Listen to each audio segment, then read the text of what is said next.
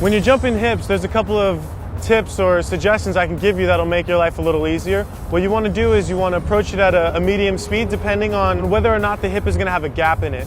Now, some hips, say if you're out like riding a dirt jump or something, you'll actually have, a section where you have to clear a gap. Obviously, you want to approach your hip at a speed that you can get from point A to point B. On the hip that I'm going to be showing you on, there is no gap. So I mean, you can start at the lowest point and kind of work your way up to where you're actually jumping the hip itself. As you're going up the hip, you want to compress. You're going to pop off the top of the hip. As you pop, you're going to kind of hit your max height. At your max height, you're really going to want to tuck and kind of balance out your bicycle and spot your landing. As soon as you spot your landing, you should really start to lean forward and level out your bike so that it matches the transition that you're approaching. So whether it's a bank or an actual transition itself, like I said, you want your wheels to match so that as you come in, you can catch all of that and even get a pump so where you can gain speed. Coming down, you want both wheels to kind of land evenly.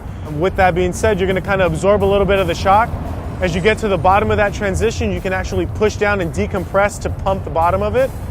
Ride away clean, and that's how you're going to jump hips on your BMX bike.